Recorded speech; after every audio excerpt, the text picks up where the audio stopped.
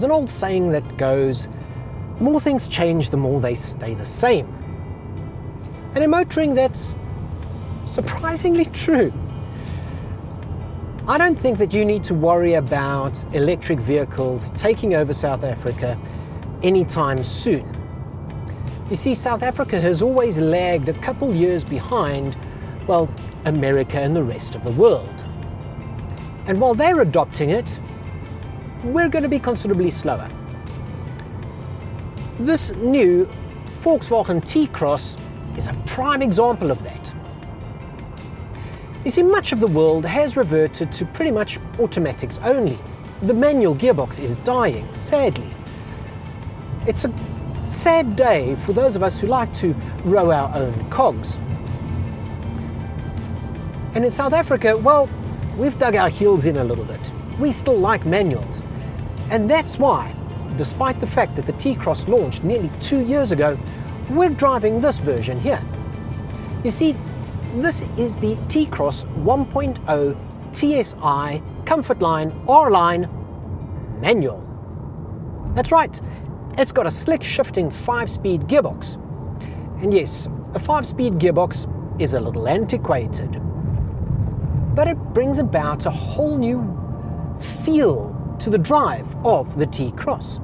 Apparently, Volkswagen have identified that the market still wants manual shifting vehicles. And that's rather nice. I like that.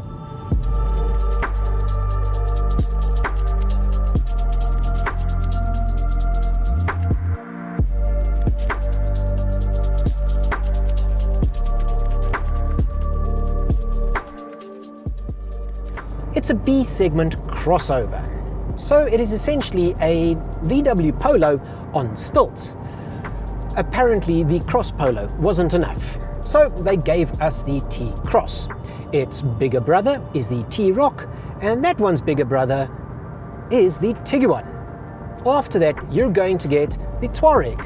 So, all of them with T's: T-Cross, T-Roc, Tiguan, Touareg.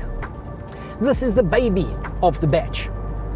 And being based on the VW Polo, you can't expect Touareg levels of appointment. You're going to get a 1-litre 3-cylinder turbocharged engine. It makes 70 kilowatts and 175 newton meters of torque. Now, it's not super sprightly, but it will do 0 to 100 in 10.8 seconds. But the flip side of the coin is it's fairly light on fuel. And that means that you're going to be sipping along at about 4.8 litres per 100. If you drive really nicely. We've been hovering around mid-6s, but even that perfectly acceptable.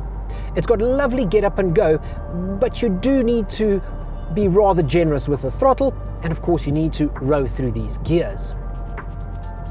The R-Line package is going to get 17-inch wheels, and the rest of the bodywork is pretty attractive.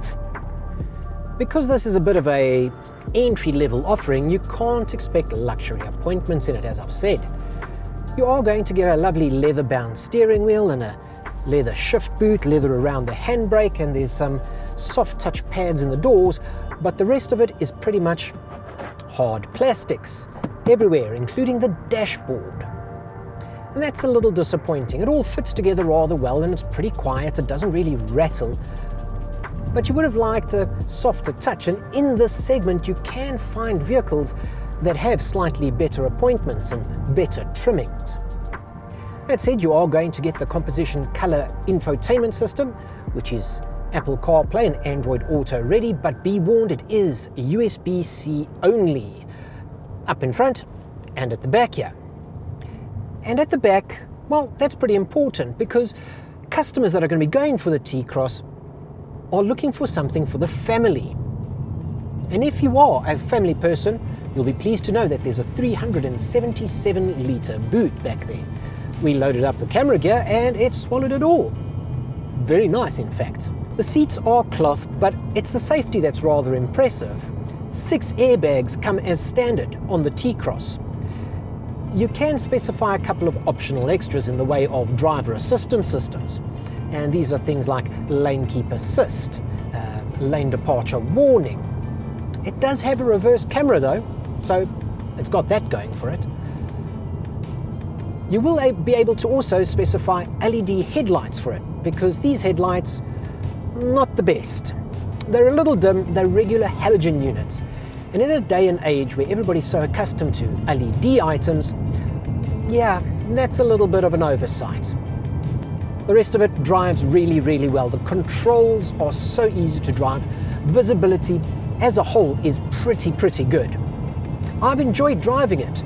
The engine's nice and peppy, it's not too heavy on fuel, it fits in parking spaces just fine.